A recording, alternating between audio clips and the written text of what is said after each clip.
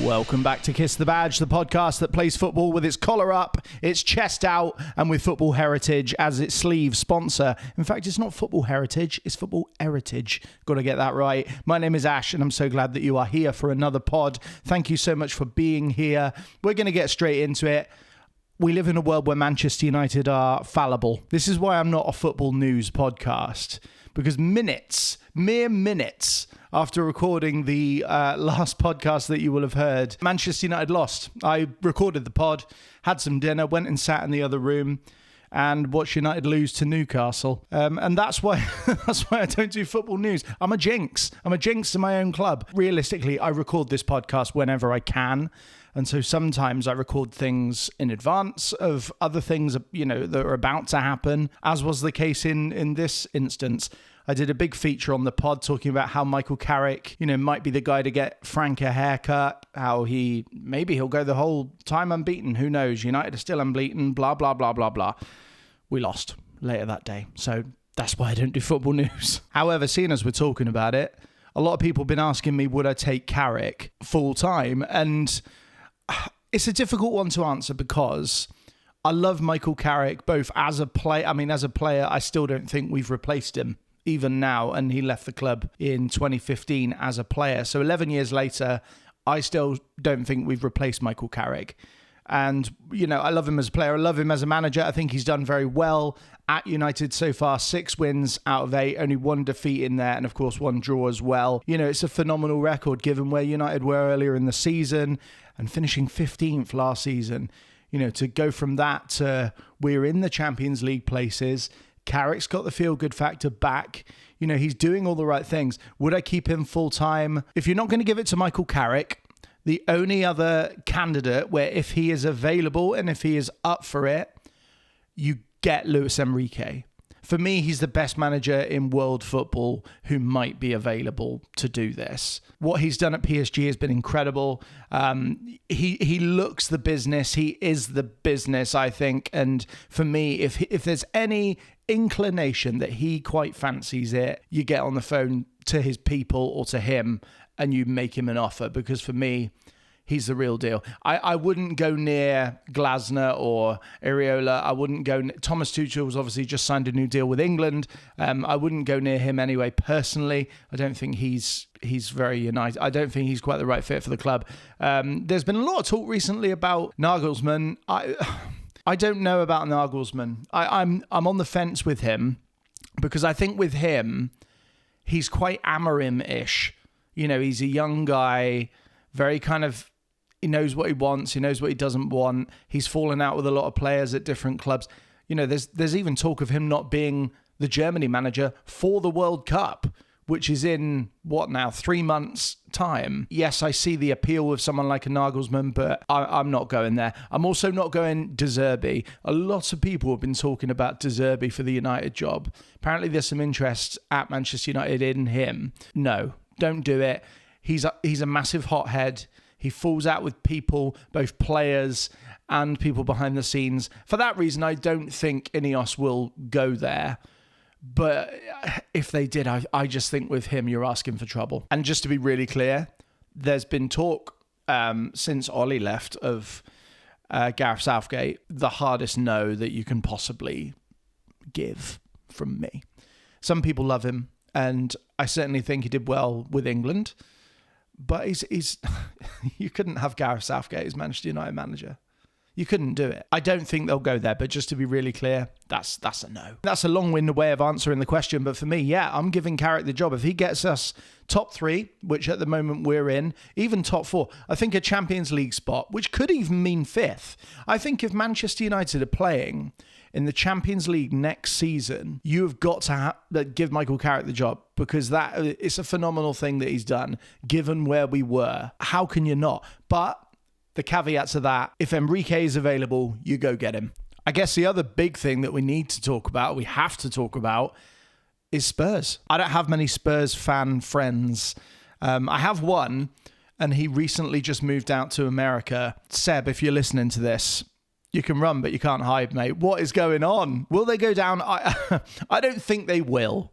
But me saying that, it almost feels a bit like, when Leicester, obviously you remember when Leicester won the Premier League, when that happened, the whole season, we as a nation were going, they won't. No, it's not going to happen. They're doing well, but it's not going to happen. And then it got even closer. It's not going to happen.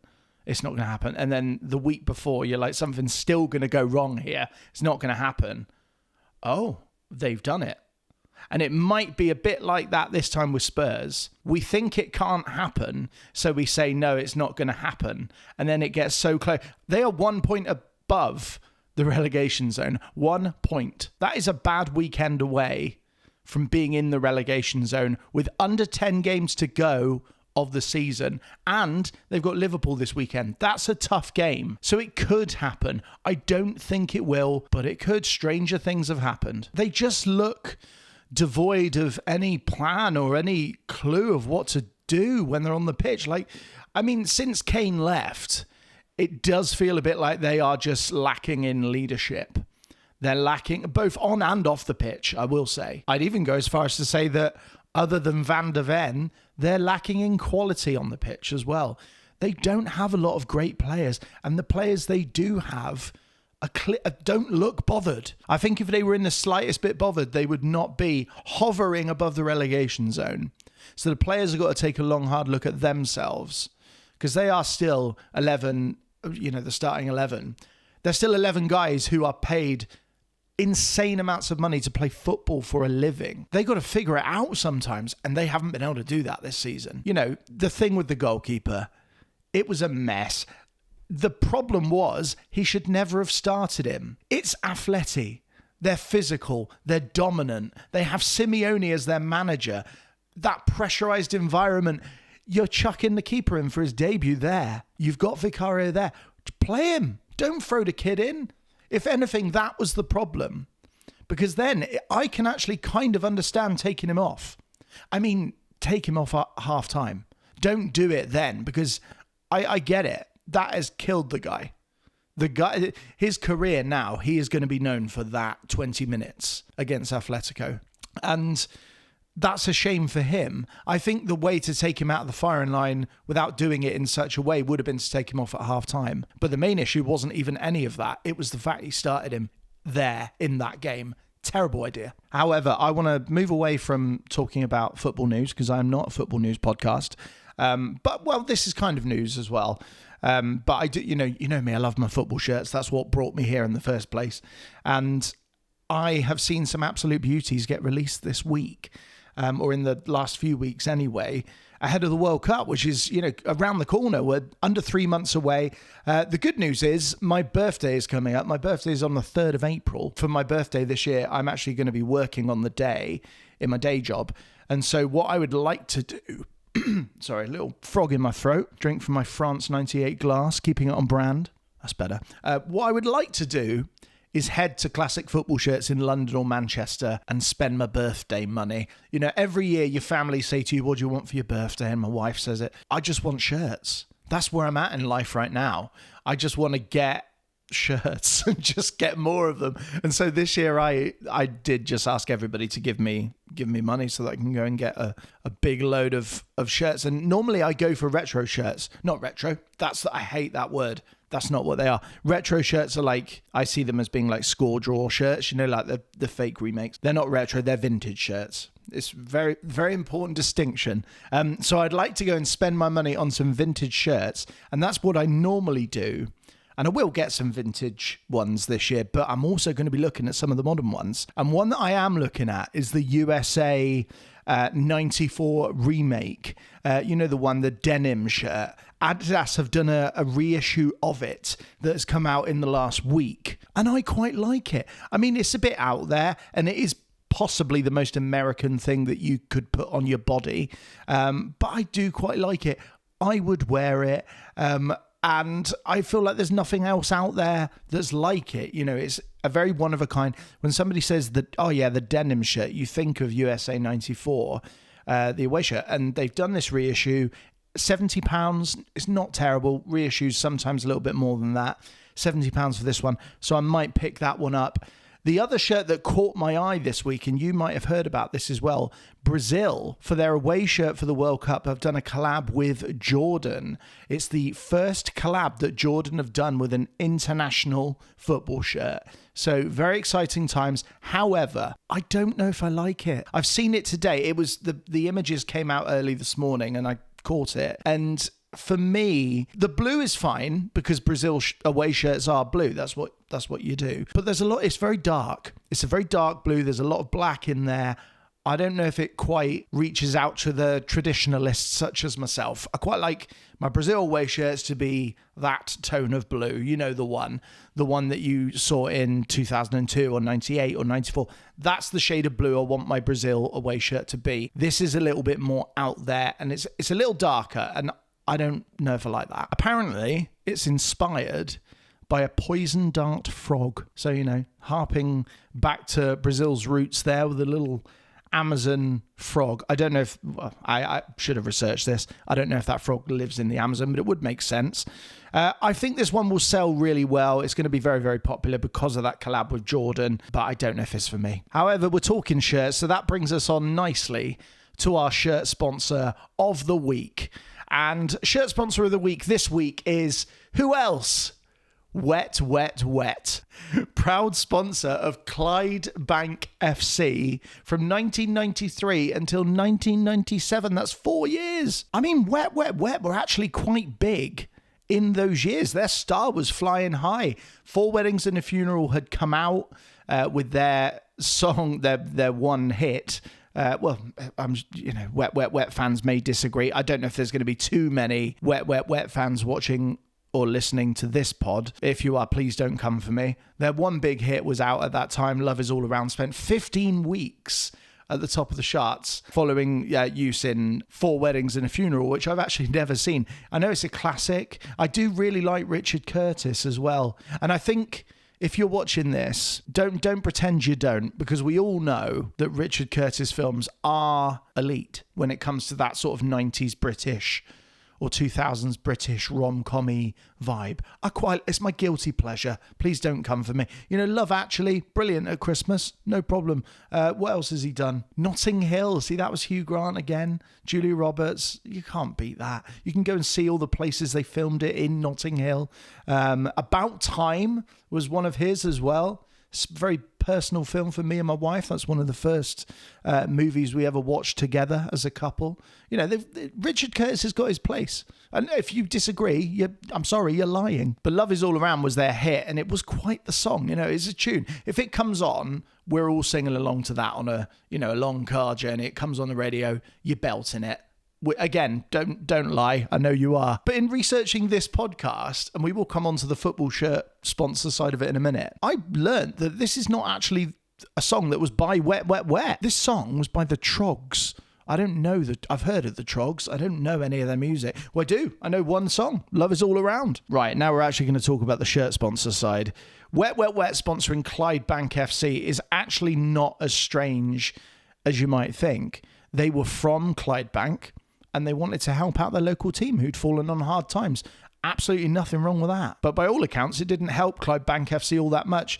The owners of Clydebank, shortly after this sponsorship, or around that time, no, it was after, sold the stadium before they had found another stadium for Clydebank to play in. So there was a lot of mismanagement going on behind the scenes, which led to Clydebank ground sharing for 6 years, rather unhappily, of course, given the circumstances. And the ground they shared was called Boghead. Imagine playing your home games at Boghead. The reason I wanted to talk about this sponsor, though, is this is the first known instance, at least in England, of a band or a musician or a singer sponsoring a football shirt. You know, it's very commonplace now. Ed Sheeran's done it, of course, at Ipswich. We've had Drake do it. Motorhead have done it. Coldplay. Fatboy Slim sponsored a Brighton shirt in the late 90s, I believe it was. So, you know, it's very common these days. Wet, Wet, Wet were the first to do it. Football trailblazers, who knew? And the shirt itself is rather collectible. You don't see many of them online. You can pick them up. I did a little eBay search, and you can pick them up for about £80 if you're on eBay on the right day. this is something that is commonplace now. We're going to see more of it. Barcelona, of course, sponsored by Spotify at present. So you're getting a lot of different bands cycle through those shirts. And there's been lots of iterations of that with Spotify and Barcelona. So in that way, Wet's legacy in football is going to live on. I can feel it in my fingers, feel it in my toes. Right, I want you to picture the scene. I'm home alone. Wife's gone away for the weekend to see her parents. It's pissing down outside, freezing cold outside. There's at least 3, I think it was 3 brew dogs in the fridge. There's a decent amount of food in the fridge as well. You're the host of a podcast that talks a lot about 90s and 2000s football. And it's FA Cup weekend and your team is already out of the FA Cup. So there's nothing to watch in that sense. What are you going to do? I'll tell you what you're going to do. You're going to remember that the Premiership Years is a thing and you're going to sit and watch it. I thought I would sit down and watch the Premiership Years. It's one of those things that's sometimes on Sky or BT or whatever it is, sort of review. It's a review of different years of the Premiership, back when it was called the Premiership, particularly in the 90s and the 2000s. So I thought I'd have a little nostalgia trip the other evening. And it was so good to relive all of those bits of football nostalgia from this particular season that I'd forgotten, that I thought I would talk about it with you, because there's some absolute gems in there, honestly. I ended up looking at the 1996 to 1997 episode, and there was a lot that went on. We're going to unpack it today. That's what this pod is. Hopefully you're here for that. I should mention as well, by the way, do subscribe to the pod on Spotify and on YouTube particularly. Those are the platforms on which you can listen to, and in YouTube's case, watch the full pod. And I would really appreciate your support. I'm looking to grow this channel into something. And so along those lines, please get on board. Please back me. Please be with me on the journey. And let's see where we end up together. The podcast is called Kiss the Badge, of course. If you search for that on YouTube, it will come up. And then across social media, so TikTok, Instagram, YouTube, the handle is at Kiss the Badge Pod. So do subscribe via those platforms for more pods like this one. Hopefully you enjoy it. How can you not? Because we're going to be looking at the 1996-1997 Premier League season via the eyes of the Premiership Years. I will actually put the link of the episode as it appears on YouTube in the description of this video on YouTube if you're watching. If you're listening on Spotify, then you can just search it up. The Premiership Years 96-97 season. It should come straight up. And I feel like there's no other place to start than the world record transfer fee being broken before a ball had even been kicked in this season. Alan Shearer signing for Newcastle United from Blackburn Rovers for £15 million. It was a world record transfer fee at the time, and we all remember it. I mean, Shearer was presented on a stage outside St James's Park to a massive waiting crowd in front of 2 massive bottles, as in not even life-size bottles, giant bottles of Newcastle Brown Ale, because they were the sponsor at the time. I feel like even this whole unveiling of a player and, the press conference when the player signs and being unveiled in front of 2 massive bottles of beer, very different from today. It's a real sign of times having changed. These days, 15 million would get you Chiesa for Chelsea, Nous Mazraoui, 15 million. And you probably wouldn't be unveiled in front of 2 massive bottles of Madri, Maybe it's a games gone type situation, I don't know, but games changed for sure. There were lots of other big name signings that summer. Ole Gunnar Solskjaer went to Manchester United from Mulder. You had Ravanelli coming in Borough. Di Matteo to Chelsea. You had Vialli and LeBoeuf going to Chelsea as well. Chelsea spent pretty big. Patrick Berger joining Liverpool. Lots of those iconic 90s names arrived in this summer. I mean, Borough went big. They obviously brought in Juninho prior to this, but they brought Ravanelli in. Emerson came in as well. A little bit more on Borough later. They had a bit of a false dawn that season, of course. Ended up going down after bringing all these players in. But I do just want to talk about Emerson briefly, because I feel like when we think about the story of Emerson now, we look back on it with a bit of a wry smile and go, what a character he was. He disappeared twice off to Brazil without asking. What a character. To leave without permission is probably not ideal, and I'm sure Borough fans weren't particularly happy about it. I mean, he was obviously a very gifted footballer, but there's no excuse to do that. I think if Jadon Sancho or someone of that ilk did this today, they'd be lambasted for it and probably thrown out of the club. And so I don't think there's really any excuse. Then again, maybe this is just a case of us romanticizing everything to do with the 90s. Was Emerson even that good a player? The episode began with the voiceover person, whoever that was, talking about Manchester United, and they said the champions began their defence with a game at Wimbledon. And it took me a minute to put the words the champions and Manchester United together in my head, because it's been so long since I have referred to Manchester United as the champions, or any of us have. So when he said that, I kind of had to go, oh yeah, he's talking about United. You hear the champions these days and you think, well, City or Liverpool or, Chelsea perhaps. United, no, it's 13 years is a long time. The last time they won the Premier League, 2013. It's 2026 now. And we United fans are still waiting. It's been a long time since I've heard us referred to as the champions. I loved it, but it took a minute to get used to again when I was watching this. And the opening game of that season for the champions, Manchester United, was an iconic one because of a goal from a young man from Leytonstone called David Robert Joseph Beckham. He had a go from halfway, caught Neil Sullivan off his line, and the rest is history, as they say. He'd been in around the first team for a little while at that point, but this was him announcing himself to the world. I feel like after this goal went in, life was probably never the same for David Beckham after that. And I'll tell you who got the assist for the goal, the little pass to Beckham on the halfway line, Brian McClair. Brian McClair is a player that people forget about, but he has got quite the roster or CV of assists. He assisted, in theory, two of Manchester United's most famous goals of all time. And they both happened in this season, in fact. It was this goal from Beckham on the opening day. And then later that season, he got the assist for the Cantona chip against Sunderland, where he did the iconic celebration. So Brian McClair, he's a forgotten man sometimes, but that CV, if I'm Brian McClair now in life, I'm putting that on my LinkedIn. I also forgot watching this that Sheffield Wednesday were a mainstay of Premier League life in the 90s.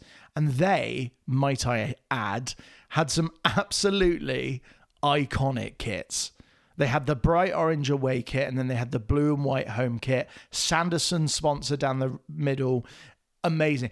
Right, here's a question for the chat. Would it be okay for me as a Manchester United fan now to buy and or wear those shirts? Because, hear me out, right? When those shirts were being worn in games this season, Manchester United were rivals with Wednesday. Wednesday were top at the start of the season. They won their first 4 games. David Pleat got manager of the month. I remember Richie Humphreys, I saw there was a clip of him in this, scored an unbelievable chip, one of the goals of the season for me that season. They were flying. But then now, how many years on are we now? That's 30 years later. I would love to own and or wear those shirts because I think they're amazing shirts. They look more 90s than anything you could ever wish to own. And I would love to have a piece of that from a shirt's point of view. I don't have any affinity for Sheffield Wednesday or any allegiance to them whatsoever. But could I do it? Because when that shirt was being worn in games, my team were competing with that shirt. Or does that not matter? Am I overthinking this? I feel the same about Wimbledon because Wimbledon as a club don't even exist anymore. Literally that iteration of the club. Obviously we have MK Dons. Wimbledon doesn't exist anymore. And they have some good shirts from the past, particularly the Crazy Gang shirt. Crazy Gang have beaten the Culture Club. That shirt, I would love to own it. They've made reissues of it. It's a beautiful shirt, but I feel a bit weird about doing it because there was that rivalry back in the day, even if there isn't now. Let me know what you think. Is there a rule? Am I overthinking it? Please just put me out of my misery. Quite early on in the season as well, Howard Wilkinson was sacked by Leeds. And I bring this up because there's a clip in the episode of him talking to the press straight away, giving some reasons for, he literally comes out and says, I've been sacked and this is why. And he kind of explains himself. He says, they've got their reasons, blah, blah, blah. My point is, we don't get that anymore. That's completely gone out of football now. When managers get sacked now, we're lucky if we ever hear from them. Anything about it. Certainly we don't hear from them right then in the moment. When Ruben Amorim was sacked by Manchester United recently, we've still heard nothing now, and it's been months. And we may never hear from him because of NDAs and because of PR and all that stuff. All of that side of things around managers getting hired and fired, all of that, and players getting hired and fired, It's all gotten very corporate and very kind of PR focused. And I think that's something I miss about the 90s. It was very reactionary. It was very shoot from the hip. The PR people hadn't got their hands on the game just yet. It was raw, and I kind of miss that. It had its charm. Ian Wright was also closing in on the Arsenal goal scoring record, which he did break, and it has since been broken again by Thierry Henry, so he doesn't hold that record anymore. I don't think it's possible to dislike Ian Wright, and I will say this, I think he's probably the player outside of my club, Manchester United, that I like the most. I'm not saying he's my favourite player outside United, but I like him more than anyone. Even as a player and as a pundit, you can see in both parts of his life how much he loves the game. Not even just how much he loves Arsenal. Yes, we know he's a big Arsenal guy. He is a football guy, and he loves the game. He watches lower league football. He watches women's football. He watches men's football. He just loves football. And that strikes a chord with me because I'm a bit like that. Yes, I love my team, but if there's a game on that's not my team, I'm probably going to sit and watch it. And I feel like, in that sense, Ian Wright and me have got something in common. A lot of players now, I always remember Asu Akoto, who used to play for Spurs. He used to say that for him, football was just a job. He didn't actually like the game. And Ian Wright is the exact opposite of that. I feel like I want all footballers to love football as much as Ian Wright does. Because it matters then. There's something more to it than it's just a paycheck. A lot of footballers these days probably do just see it as a paycheck, and they'll go on after football to something else and, make their money another way. And right now they're just doing this. Ian Wright, football's his life. I think if you take football away from Ian Wright, you don't have the man. And that's what I love about him. He is football. And I will say this as well. It represents a time when there was a lot of footballers called Ian. You had Ian Wright, Ian Walker, Ian Rush, Ian Wone, Ian Hart, Ian Dowie. There were a lot of Ians floating around in the 90s. Not so many now. I feel like it's a name that's died out a little bit now. Are there any Ians that are footballers now? There's one. Ian Matson, Villa. But Ians, they're a dying breed. I'll tell you what else is a dying breed these days. Footballers who are bold, or, who have a bold patch, like a substantial one. And the reason I bring that up, there was a clip in here of Chelsea losing 5-1 to Liverpool, and the one was a penalty scored by Frank Leboeuf, the 90s ultimate boldman. I wonder why there's not as many now. Obviously, there's Zidane was the famous one, but why are there no bold players now? Is it that the money in football has gotten to such a level where if players are going bold, they'd sooner just go to Turkey and get a hair transplant to save the social media bullying that they would get? Is it bully or just abuse, isn't it? Just abuse. Maybe that's what it is. The amount modern players make now, it's easy enough for them to fix a bold patch. Maybe back in the day it wasn't as prioritized anyway, because players, there's cameras everywhere now. You're on social media, you're getting your sponsorship deals, and you're in the public eye now more than you were in the 90s. So maybe for that reason, Frank Leboeuf was quite happy with it. He was one of, when I think of bold 90s footballers, he's the first one that comes to mind. I mean, hair on the head was becoming more part of football in a way. We think about a lot of the players that were coming into the Premier League were known for their luscious locks. David Ginola is the obvious example, but even Patrick Berger, Liverpool signed Patrick Berger this season. He had amazing hair. Who else? I mean, Beckham. The Brill Cream ads. It was all in the 90s. Hair was a big part of the game then. But I feel like now with brand deals, with social media, it's gone up a notch again. But despite all of that, Frank Leboeuf, he was holding it down for the Baldies. There was one thing that I had sort of blocked out from my memory of this time, and you'll know what I'm talking about as soon as I say it. Mark Bosnich. The programme didn't really dwell on it, and so I sort of missed it at first watch. And I went back, and it's the voiceover guy says Bosnich upsets Tottenham fans. And that was all that they really said about it. There was a little picture of him in a paper. But I thought, no, I'm going to search that up. And it was, of course, Bosnich doing a Nazi salute to Tottenham fans during a game. And I'd forgotten this had actually happened. I mean, what a mad thing that is. Doing that to a fan base of historically, with a large Jewish fan base. Unbelievably insensitive, and the punishment didn't feel a lot. Do you know what he got for that? A £1,000 fine and a no-game ban. So he didn't get banned at all. When you think 10 years later, Anelka, did an almost equally as offensive salute and was given a 5-match ban and an 80 grand fine.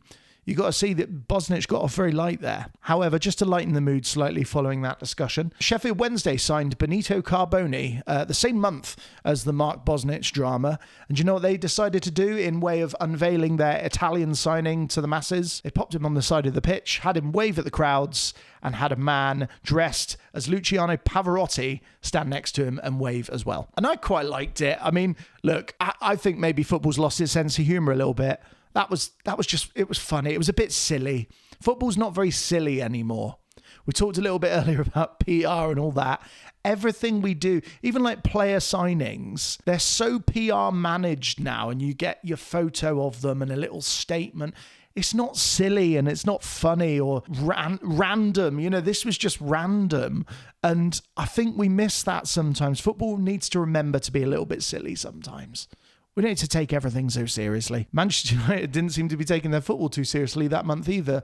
They lost 3 out of 4 games, including 2 absolute spankings. They got done 5-0 by Newcastle away and 6-3 against Southampton away with a hat-trick from Egil Ostenstad. I mean, if that happened today, if United lost 3 out of 4, including those 2 hammerings, would people call for Fergie's head?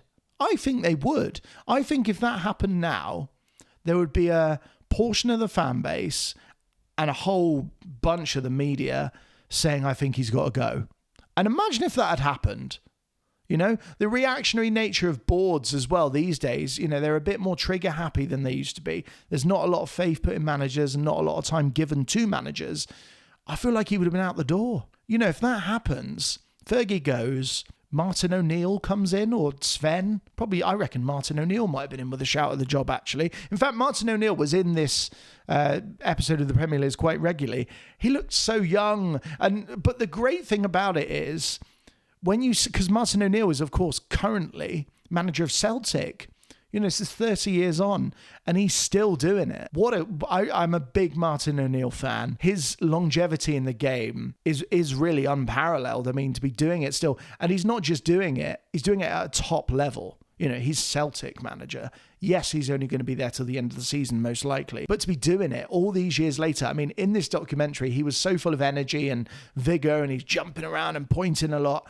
A lot of that has gone because he is a lot older now. But you can see that the football guy is still there. A bit like Ian Wright. Martin O'Neill knows and loves his football, and I'm here for that. And he was Leicester manager at a time when then an 18-year-old Emil Heskey breaking through, and Muzzy Is It, who, for me at least, exists as, you know, when you have those conversations with your friends and you're talking about random sort of niche 90s footballers and you say, oh yeah, remember him. My go-to is always Muzzy Is It. In the November of that season, one of the best ever Premier League players arrived on the scene. Gianfranco Zola came to Chelsea from Parma.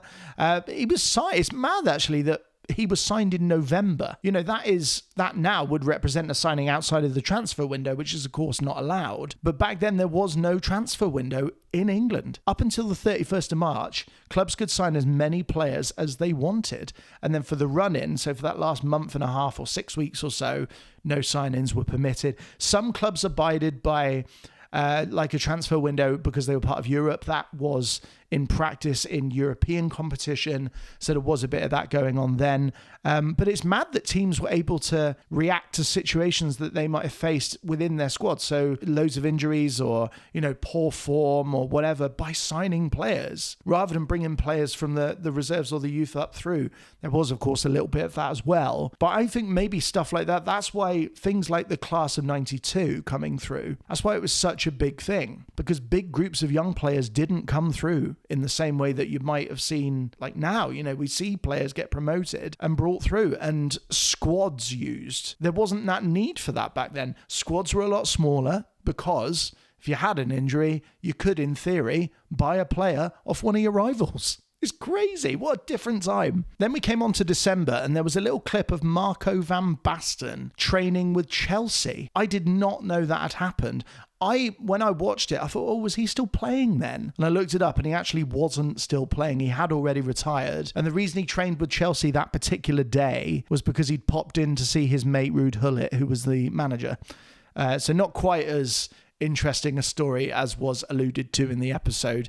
I did find it quite funny that Van Basten trained, because I sort of think, do you think it's like a Ron Burgundy with the jazz flute situation where he turns up at Chelsea hoping to get invited to train and he's like, oh, I haven't prepared at all, and then he gets his boot out of his sleeve and pops it on. In the January, real travesty for 90s football, Kevin Keegan leaves Newcastle.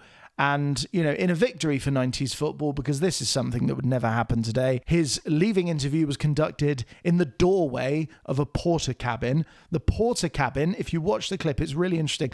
The porter cabin is full of reporters from front to back, leaning forward with their mics like so. And then in the doorway of the porter cabin is Kevin Keegan. So he's not even in the porter cabin. He's sort of peering in, being interviewed, having left Newcastle.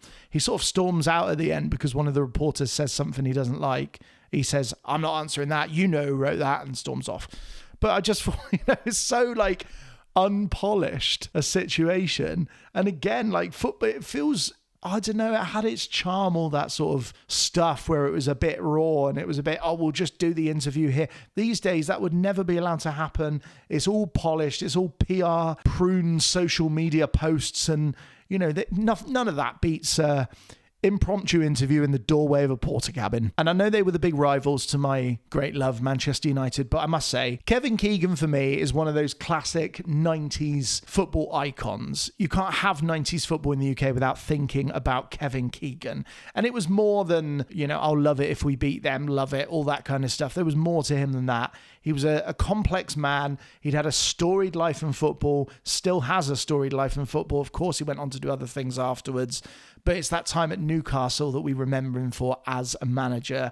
You know, slumped over the hoardings at Anfield. He always had that Adidas black and white sweatshirt on, didn't he? And I think arguably, with the possible exception of Sir Bobby Robson, God rest his soul, Newcastle have never really replaced Keegan, I don't think. We're talking about the Geordies, so let's move on to another one. Brian Robson was the Middlesbrough manager in this season, and Middlesbrough went through a bit of a time of it in this particular season.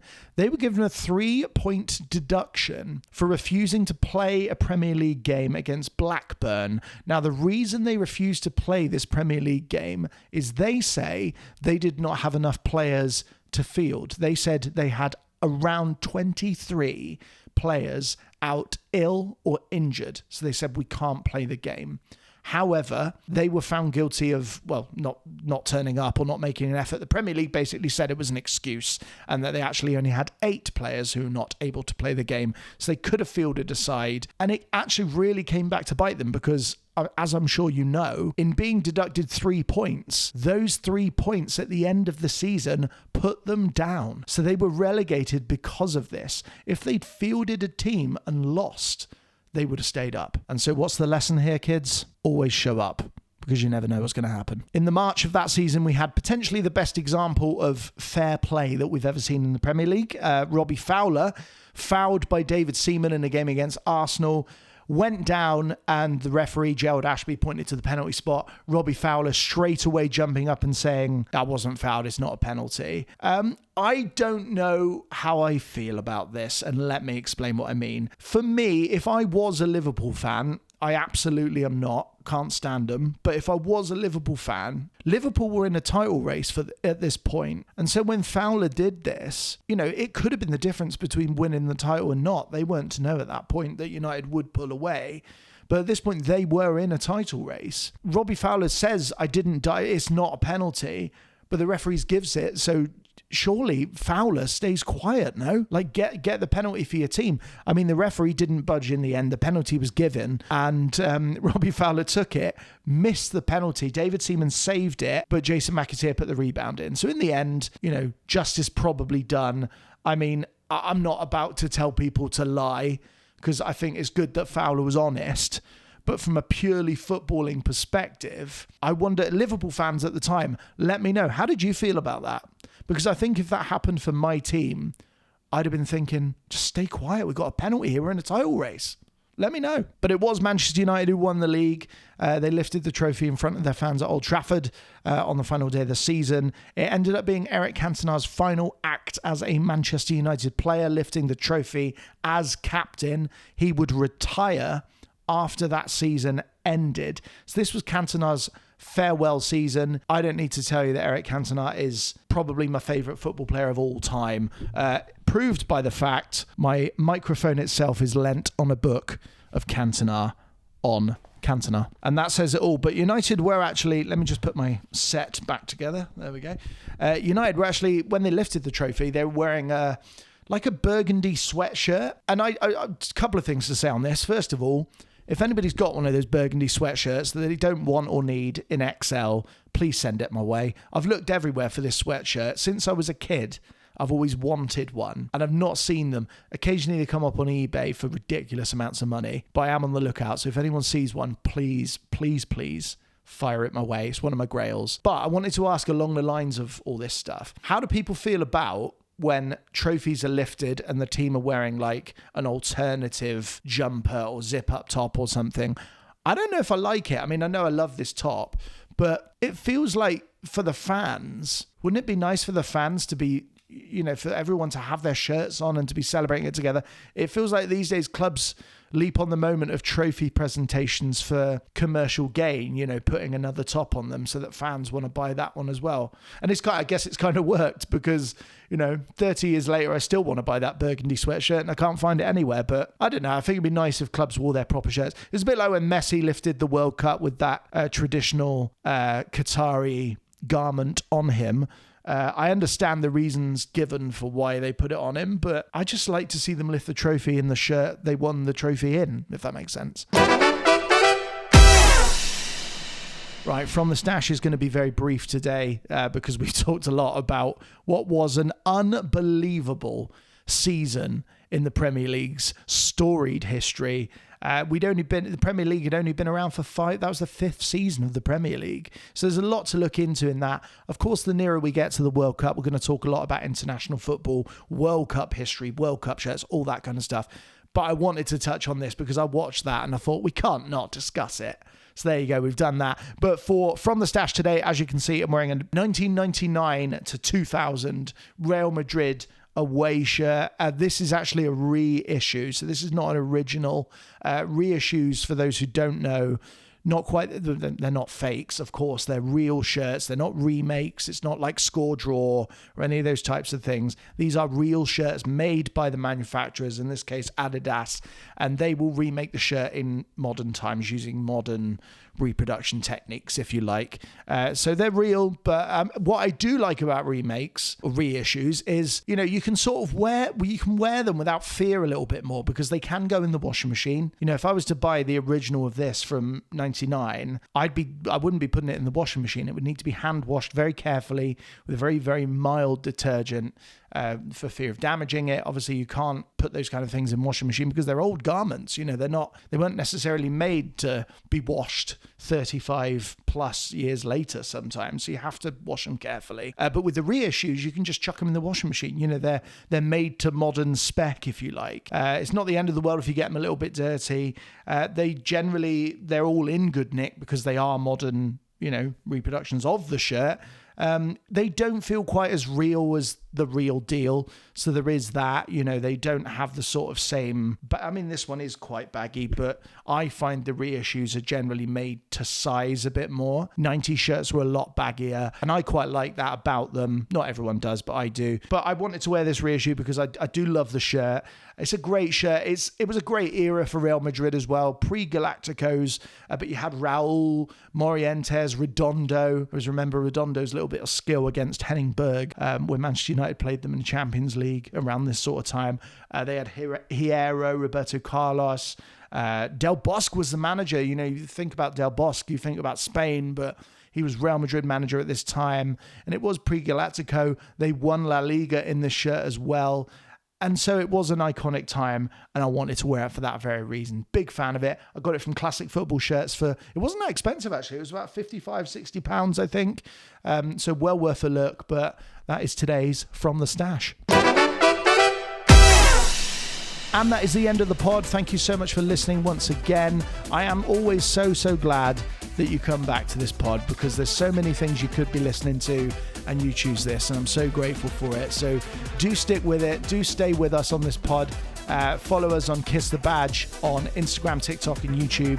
The handle is @KissTheBadgePod. Do get involved. Do send me messages of content you would like to see on this podcast. I aim to please. Thank you so much for listening. I'll see you next time for another pod. And in the meantime, if you love the shirt, don't forget to kiss the badge. See you later.